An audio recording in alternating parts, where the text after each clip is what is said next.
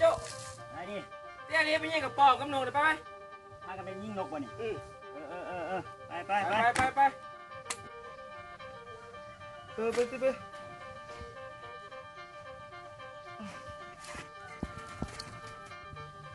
เอาดิไม่ดีสินั่งกินเบียร์นั่งกินเหล้าอยู่คนละบ่มีเงินซื้อยามีแต่กินเหล้าที่ส่วนไม่ยิงกับปอบกับยิงกับปอบกับหนูครับนี่กระทุนเยอะเลยบ่ไปเอามาคลองเลยเอาใส่กับปอบกับหนูนี่ไม่ไปเลยเอาไปเลยนะไปเลยอยู่ไฮอยู่หนาวตายเราคนเดียวโอ้โหมาหาหยิบแม่มันไหนเขาก็บ่ได้ลาย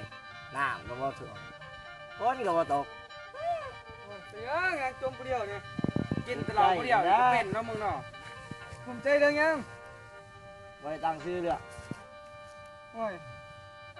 นี่แหละความหักหลังคำสุภาษิตครับว่าความหักคือน้ำท่วมกะกิ่งไม้รักซองไปกินยังว่าไม่ยิงหนูสิไปยิงนกไปดิเราข้ากินยิงมอกเศร้าก็เศร้าอะไรมึงติดอะไรไปโอ้มันกับพวกเราก็จะไปยิงนกโอ้ยมันยังตากระเต็มบ่ตากระเต็มโอ้ยเขาหูกันเป็นบาดเป็นเมืองว่ามันผ่าโอ้ยเพื่อนแนวถ้วยเอางูเว้ยกุ๊บลังน้ำลิ้นเนี่ยสีกันตีแมวยังโอ้ยงูแหละอีกวะเอาผมไม่หูว่ะเรื่องเลี้ยงในปลาไล่กินก้นไงนี่ยังขี้กูถึก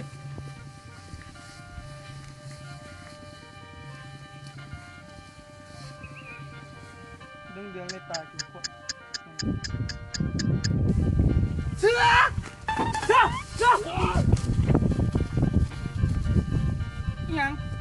ยังเว้ย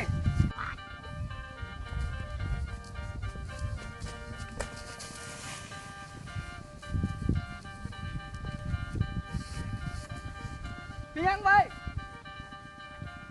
สั่งเสือมาเฮ้ยมึงแน่จังเสือดิเสืออยู่ไซเดี๋ยวมาเสือห่วยมันบ้าคำตอบมันเสือลงมาตีคำตอบมันเสือคำตอบมันลงหัวมั่วห่วยมีผีได้ทำเงินห่วยโอเคลงมาไปเลยมึงขึ้นไปยับคาเนี่ยเสือโอ้ยคำตอบเสือกระเทือตอนคำตอบมึงถามอ่ะมึงถามอ่ะคำตอบเสือจ้ะกูละลึกเหมือนมันท้องใจกันนะกูเด่นคุณน้ำผมตายเลยคือว่าจะผมเด่นโอ้ยไปยิงนกต่อไปยิงนก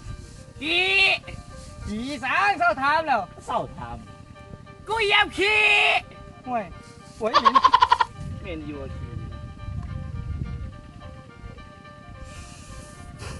ขี้